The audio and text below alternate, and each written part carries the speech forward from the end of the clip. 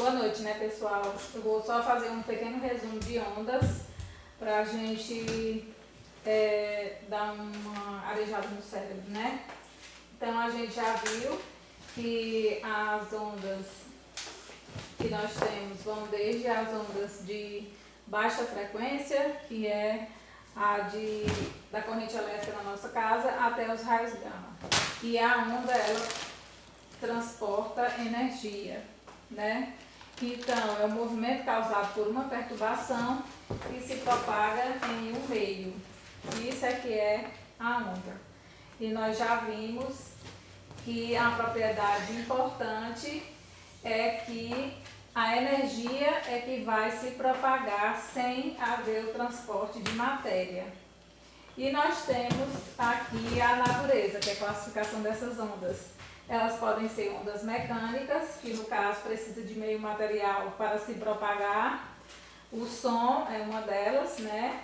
E as ondas eletromagnéticas são aquelas que não precisam de um meio material para se propagar, que é justamente a luz.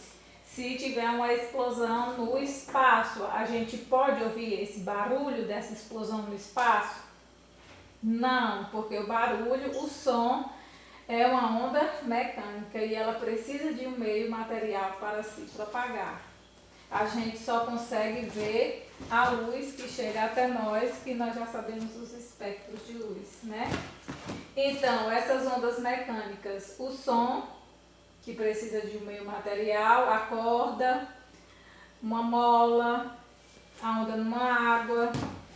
Então, são ondas mecânicas, né? O alto-falante, a gente sabe que ele vai fazer o papel inverso do microfone. Eles têm justamente um ímã permanente, um eletroímã, e esse eletroímã ligando e desligando faz com que o cone de papel se movimente e assim tenha o som, né? Então vai mostrar justamente que o som é uma onda mecânica. E as ondas eletromagnéticas? As ondas eletromagnéticas são ondas que não precisam de meio material para se propagar. A gente chama de ondas hertzianas porque a unidade da frequência que a gente utiliza é o hertz. E elas vão desde as micro-ondas, né? A infravermelho, a luz visível, o ultravioleta, raio-x e raio gama. Nós temos a parte da energia ionizante, que são aquelas que penetram o nosso corpo, e aquelas que não fazem mal, como o infravermelho, as micro-ondas, a luz visível, né? Que a gente tem no nosso dia a dia. As ondas de TV e rádio, que aí a gente tem a emissora, que já vai enviar o sinal através de uma frequência, e o receptor, né, que é a antena, vai transformar esse sinal. Nós temos de rádio, o sinal de rádio ele pode ser AM ou FM. AM é porque não é modulada, né? A nossa amplitude aqui, ela fica variando. E aqui a FM é uma frequência que ela está... Aliás, a amplitude ela é sempre a mesma, né? Só muda mesmo esse afastamento, né? E a gente tem os emissores e receptores. Qual é a transformação? Aliás, um dos tipos de ondas que nós temos, as micro-ondas, que são utilizadas no nosso aparelho de micro-ondas, né? E a gente viu que esse transformador, ele vai transformar 120 volts ou 220 volts para 4.000 volts. O magnetron, que é o eletrodo, vai emitir uma onda eletromagnética, né, de 2,45 GHz de frequência, e essa antena vai espalhar esse tipo de frequência. A grade de metal vai proteger o aparelho para que essas micro-ondas não escapem. E o prato giratório ele vai realmente girar somente para poder unificar a nossa comida. Mas na verdade as micro-ondas elas vão movimentar as moléculas de água. E como ela é uma onda abaixo, né, uma onda infravermelha, a gente sabe que ela não é ionizante. A gente já tinha visto isso. Aí a gente já vem para o raio-x. O raio-x, eu pulei a luz visível, que a gente já estudou, e o raio ultravioleta, que o ultravioleta está acima da luz visível, e ela é uma radiação ionizante, e nós sabemos que causa câncer de pele. Só que também ela é utilizada para os bebês recém-nascidos, então há necessidade desse banho de radiação ultravioleta. E aqui é um aparelho de raio-x, que ele vai arrancar esses elétrons, né, e vão atravessar o nosso corpo. Esse raio-x, ele vai atravessar as partes moles, por isso que no raio-x fica escuro, e vai bater nas partes mais duras, ficando mais esbranquiçado. Então, num raio-x, a gente percebe a diferença na textura, né? Se um osso está fraturado, ele vai mostrar a trinca, né? Porque o raio-x, ele vai atravessar, mostrando onde ficou mais escuro, que é justamente onde esse raio, essa radiação atravessou. Então, nós temos os raios-x e os raios gama, que são radiações que podem causar o câncer, né? Que a gente diz que são ionizantes. E a gente tem que a radiação gama, eles conseguem atravessar chapas de aço de até 15 centímetros de espessura, né? Mas são barrados por grossas placas de chumbo ou paredes de concreto.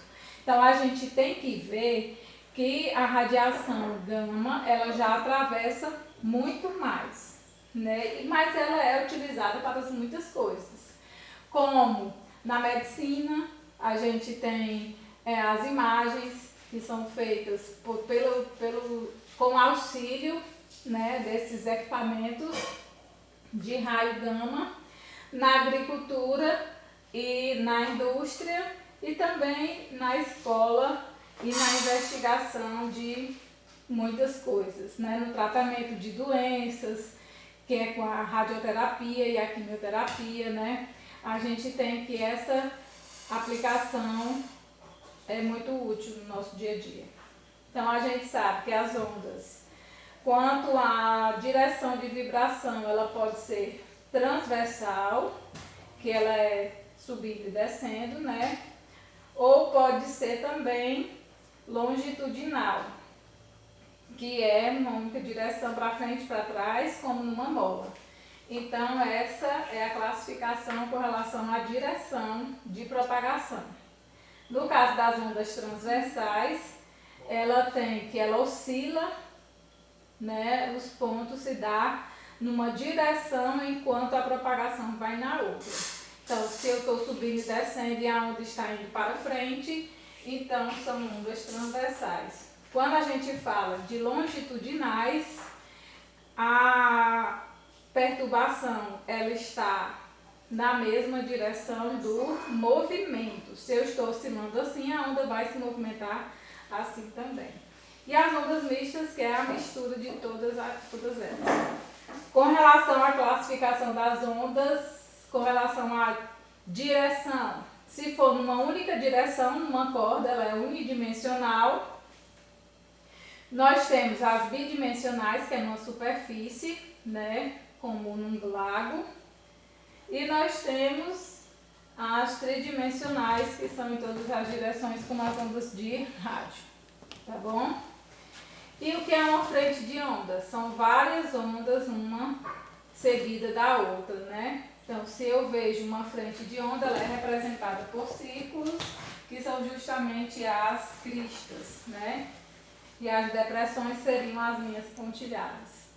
E o que é uma onda polarizada? Uma onda polarizada é quando a gente filtra a luz. Nós utilizamos óculos escuros que filtram uma determinada quantidade de radiação ultravioleta, né? Mas nós também temos a onda polarizada quando a gente está assistindo um filme em 3D, né? Então, se a onda eletromagnética ela é as duas coisas ao mesmo tempo, então eu posso passar por um filtro e ter a onda numa única direção. Então a gente vai fazer uma revisão sobre o período. O que é período? É o intervalo de tempo para que a onda volte a acontecer, para voltar a ter repetição do ciclo. Nós temos a frequência, que é justamente a quantidade de repetições que nós temos numa unidade de tempo. E nessas ondas, a gente pode ter ondas com a mesma amplitude, no caso aqui, né, são amplitudes iguais, só que a frequência ela é diferente. E aqui nós temos amplitudes também diferentes, só que com a mesma frequência. Então aqui nós temos um comprimento de onda grande, porque para ela voltar a se repetir, eu tenho uma distância entre duas cristas grande, né? E aqui a frequência é alta, porque ela se repete mais vezes durante o intervalo de tempo. Então, lambda, velocidade, no caso aqui, essa velocidade 1, ela é mais lenta, né? E essa velocidade 2, ela é mais rápida. E a gente tem, mais uma vez dizendo, amplitude, o comprimento da onda, que é a lambda, né? E a frequência, que ela é uma frequência baixa, porque a onda é mais longa, e uma alta frequência, em que os eventos se repetem muitas vezes. Então, amplitude da crista até a linha imaginária, que é o meio da onda, onde ela está em equilíbrio, onde se formam os nós. Então, nós temos a amplitude, nós temos o comprimento de onda e a frequência. Então, com relação à intensidade do som, nós já vimos que quanto maior a amplitude da onda, maior é a intensidade do som. E a gente tem que um som mais fraquinho é porque ele tem uma amplitude menor. Então, um som forte e um som fraco, né? Então, a gente tem.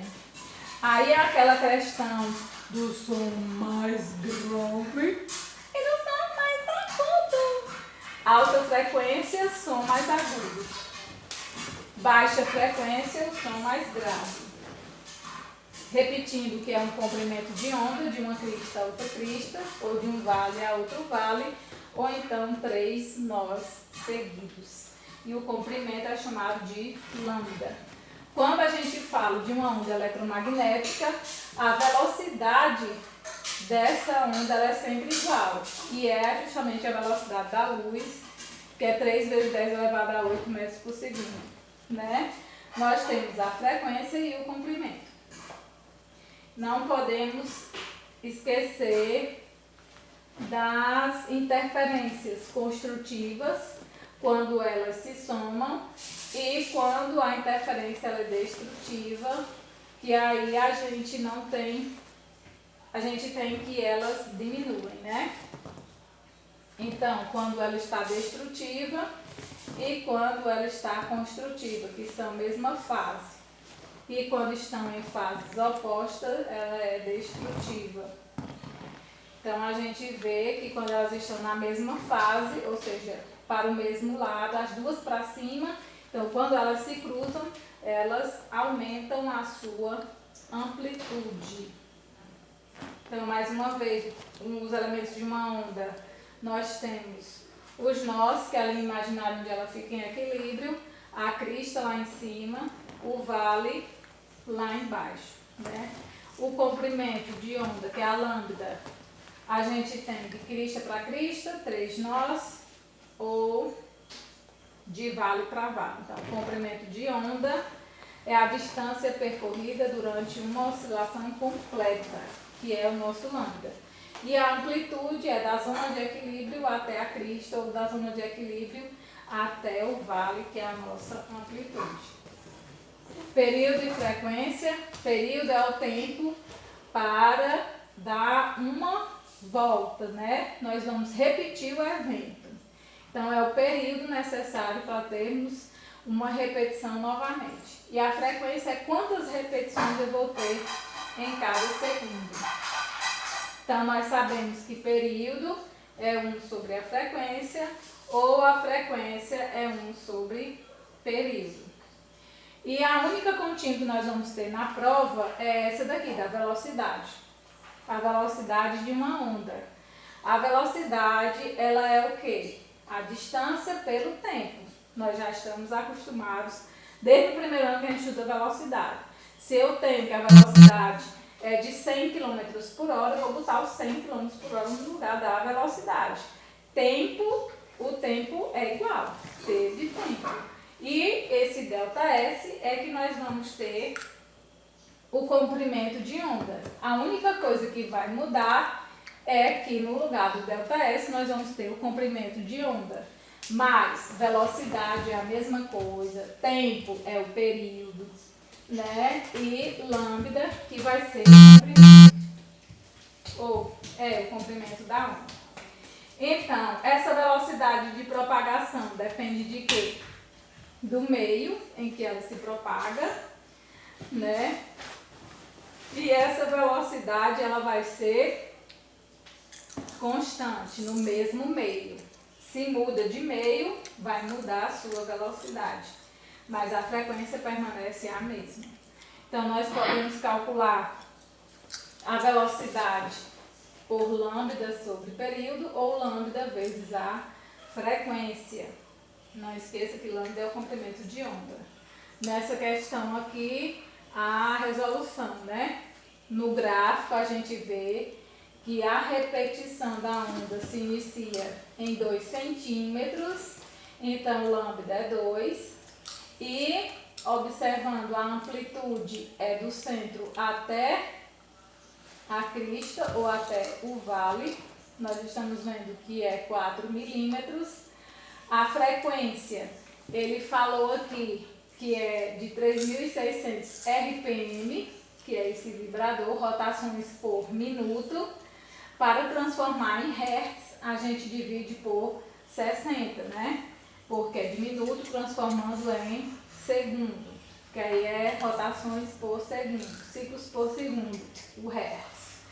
E ele quer a velocidade de propagação dessa onda. Se eu tenho a frequência, eu vou multiplicar o nosso comprimento de onda, que é 2, vezes a frequência, que é de 60 Hz. Aí nós temos centímetros, porque aqui o comprimento de onda está em centímetros, e Hertz, que está em segundos. Aí a velocidade vai ser de 120 centímetros por segundo. Nos fenômenos ondulatórios, nós já vimos que são os mesmos fenômenos que nós estudamos em óptica, né?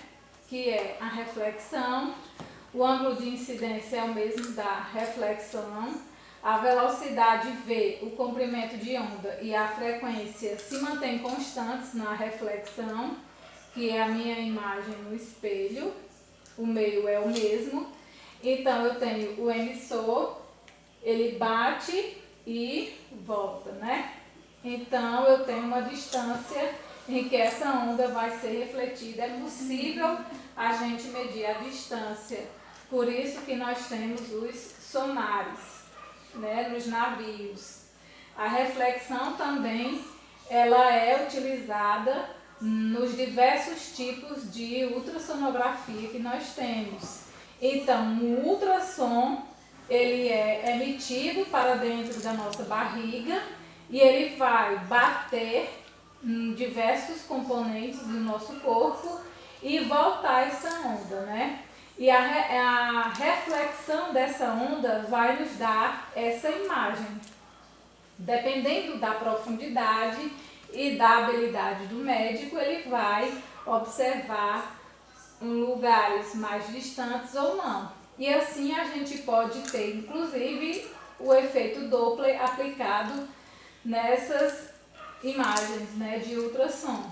Então, a ultrassonografia, ela utiliza o fenômeno da reflexão para captar a onda que foi emitida pelo aparelho, né? Então, ela emite a onda de ultrassom e volta captando e transformando essa reflexão em imagem, como a gente vê na ultrassom dos bebês ou então em outros tipos de ultrassom. Nós temos o morcego que utiliza justamente essa técnica de ultrassom.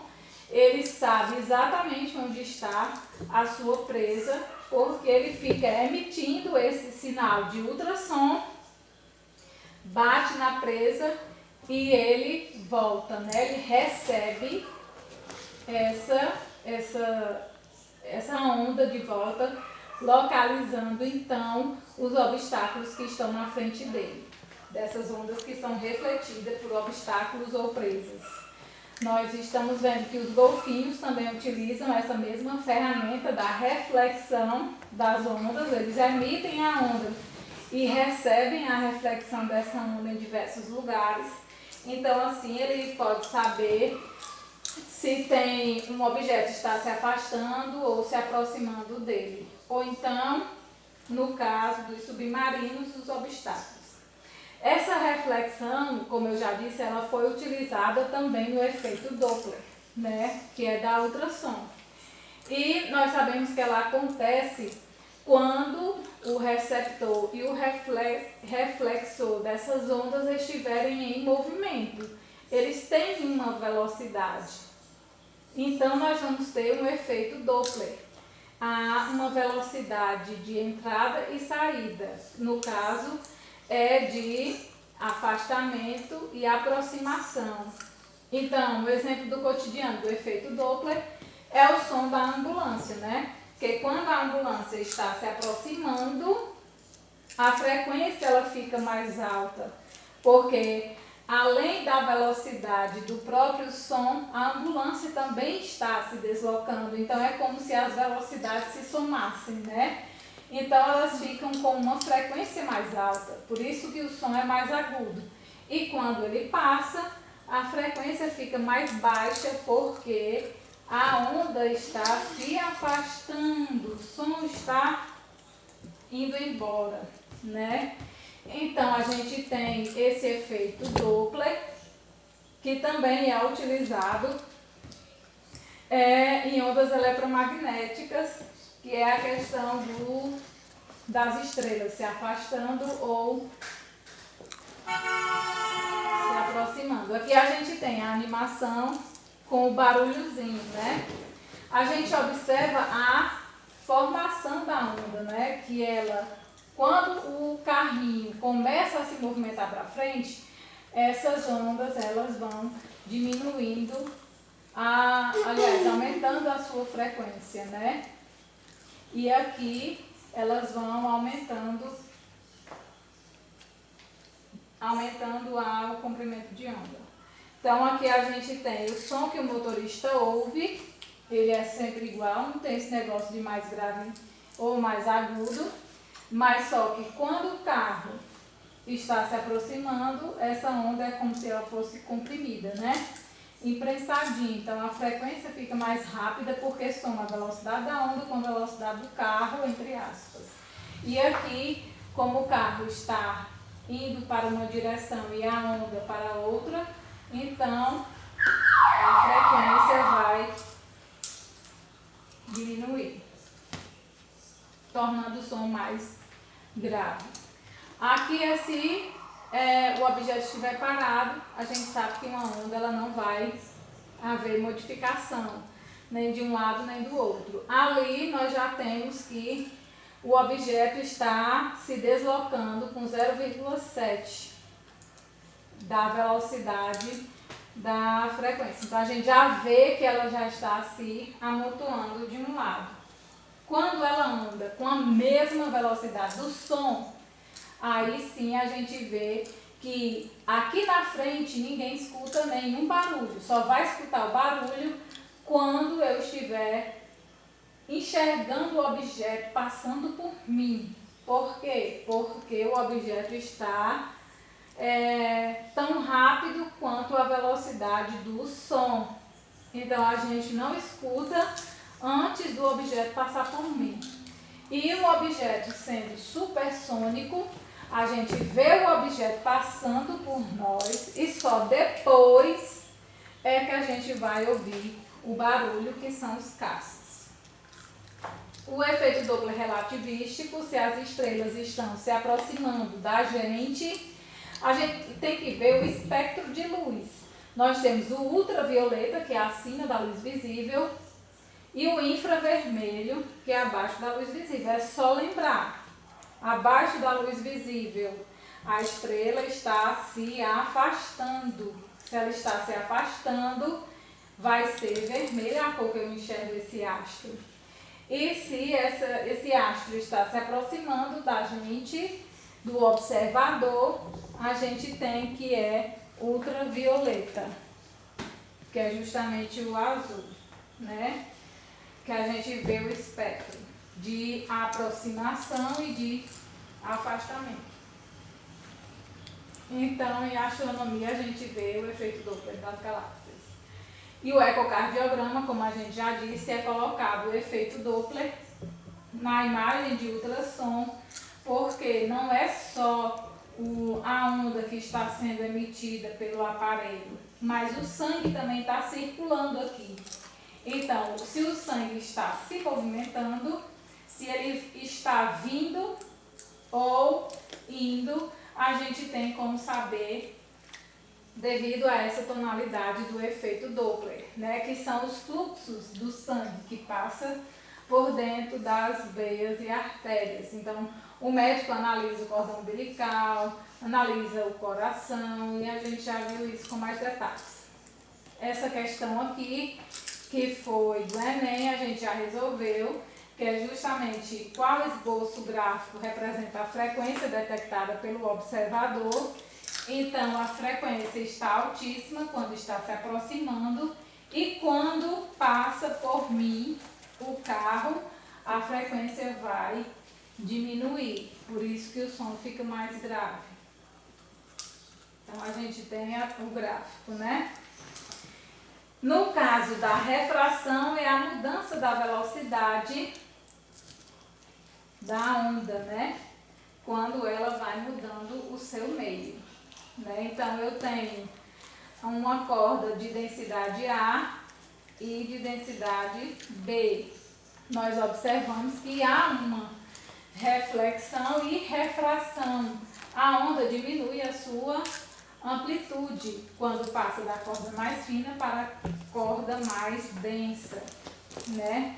Então, se fosse aqui, olha, observa-se também a inversão da fase da onda que foi refletida. Quando a gente vê o contrário, né, a densidade maior indo para uma densidade menor, faz aumentar a amplitude. E a parte da onda que é refletida tem a mesma fase, não há inversão de fase. Então, como ela é mais pesada, a energia quando vai para a corda mais fina, ela faz com que ela tenha uma amplitude maior. E nessa refração, a gente utiliza aquelas regrinhas, né? Já que a frequência da onda ela é a mesma, né? A gente tem que velocidade sobre o comprimento de onda, eles têm que ser constantes, já que a frequência é igual. Então, velocidade sobre o comprimento de onda, velocidade e comprimento de onda em B vão se manter constantes. Porque quando a onda se propaga de um meio A para o meio B, a sua velocidade e o seu comprimento de onda são alterados, mas a frequência permanece constante. A frequência depende apenas da fonte que a produziu. Então, por isso que nós podemos deduzir essa regrinha aqui, da refração, que é justamente quando ela muda de velocidade quando ela muda de meio, velocidade e comprimento de onda. Olha aqui o tamanho do comprimento de onda. Aí quando ela atravessou para o meio B, a gente vê que o comprimento de onda diminuiu, né? E a gente vê a imagem. Aqui é a difração, né? Porque a gente sabe que a luz ela se espalha. A lei de Snell é essa que a gente viu. Meio 1 e meio 2, que a gente já estudou em óptica, né? Não esqueça, a frequência da onda permanece constante na refração. Vamos passar, porque nós temos que ver a difração. O que é difração? Difração é o fenômeno da onda contornar os obstáculos. Se alguém lá na cozinha está ouvindo a minha voz, é porque o som, a onda sonora, está atravessando o obstáculo da parede, né? E as pessoas estão ouvindo lá do outro lado. Essa difração ocorre também nas ondas que são superficiais, ondas mesmo com água, né? Quanto menor a fenda, maior é a difração, mais ela vai se deformar, né? Então a difração é o fenômeno no qual a onda contorna os obstáculos ou se espalha após passar por uma ou mais fendas. Então, quanto menor a fenda, aqui, olha, maior a gente vê a difração. Quando a fenda é muito grande, a gente quase não vê difração, fica bem retinho, né?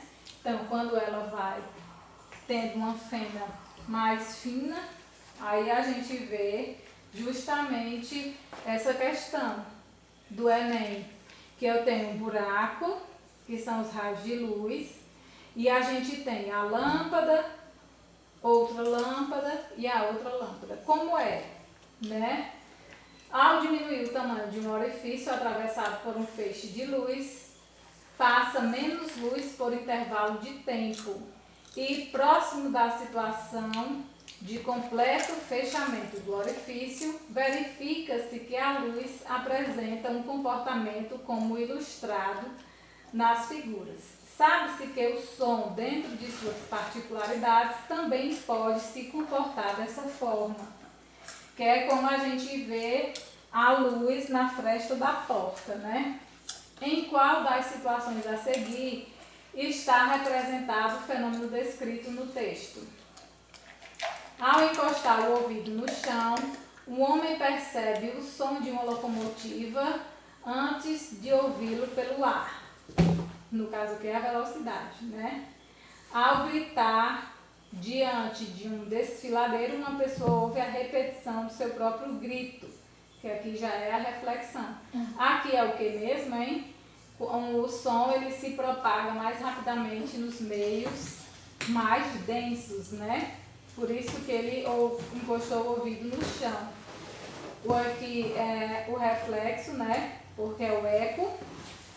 Ao ouvir uma ambulância se aproximando, uma pessoa percebe o som mais agudo do que quando aquela que se afasta, que aí aqui é o efeito Doppler. Ao se esconder atrás de um muro, o menino ouve a conversa de seus colegas, que é justamente essa que é a difração, que é contornar os obstáculos. No caso aqui, a luz, ela está fazendo curvinhas, né? Contornando os obstáculos, a gente consegue ver que o ambiente está iluminado, né? Ao emitir uma nota musical muito aguda, uma cantora de ópera faz com que uma taça de cristal se despedace. Esse daqui é quando eles ficam com a mesma frequência, né? Então ela pode quebrar a taça.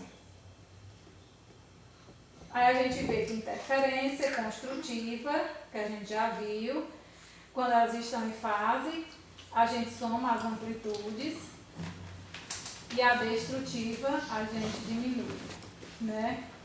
A interferência dessas ondas na água, a gente vê as interferências construtivas, as ondas bem definidas, né? As listas, E a interferência destrutiva, a gente não vê essas cristas, né?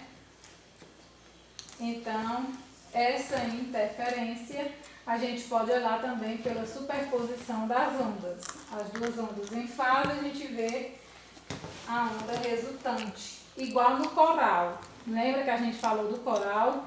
Quanto mais, se eu tenho uma pessoa aí a outra pessoa e assim vai aumentando o volume do som, né? Porque nós temos que a amplitude vai aumentando. Aí a gente tem a interferência destrutiva, que são quando a gente não, pode ser que não escute com duas pessoas gritando. Isso aí seria um superpoder, né, da interferência destrutiva. A interferência luminosa é a experiência de Young, que é justamente das partes em que eu tenho luz e as partes em que eu tenho sombra. Nós já vimos a questão da difração, que é quando a luz atravessa uma pequena fenda, ela vai ocorrer a difração, se espalhar, mesmo passando por uma pequena brecha. Então, mais lá na frente ele fez duas outras fendas, né? E a luz também vai se propagar, ocorrendo a difração duas vezes. Só que aqui, como são duas fendas, nós vamos ter os pontos de interferência construtiva, que é justamente as duas ondinhas das duas frestas somando. Então, a gente tem os pontos de luz e a parte da interferência destrutiva, que são os pontos de sombra, né? A polarização, eu vou filtrar, lembre, eu vou filtrar a onda, né? Dependendo do meu óculos. Então, eu posso polarizar apenas na vertical ou apenas na horizontal. E nesse caso aqui, como ele passou pelos dois filtros, então não vou enxergar nada aqui do outro lado, já que filtrou a onda na horizontal, passando apenas na vertical, e aqui vai filtrar a onda que está passando. Isso daí a gente tem nos óculos, né? Como já foi visto. Então, esse analisador, né, que é o polarímetro, a gente vê que dependendo da posição dele, eu posso observar ou não a luz atravessando, né? Então, a gente tem esse filtro, o óculos 3D, aqui a gente vê a onda, né? Aliás, a luz sendo polarizada. Então, quando eu tenho apenas uma lente do óculos, a gente consegue ver do outro lado, apenas com a cor diferente. E quando eu tenho os dois, um na horizontal e o outro na vertical, a gente não enxerga nada do outro lado, né? A onda foi filtrada nas duas direções. Aí a gente tem a ressonância. A ressonância é quando eles vibram com a mesma frequência, que foi justamente essa ponte que caiu, né? E pode ocorrer diversos desastres devido a essa ressonância, que eles estão vibrando com a mesma frequência. O vento e a ponte. Igual quando a pessoa quebra uma taça, né? Porque ela vai vibrar com a mesma intensidade das partículas, né? Então, nós temos essa ressonância que pode quebrar pontes, ou helicópteros, ou taças.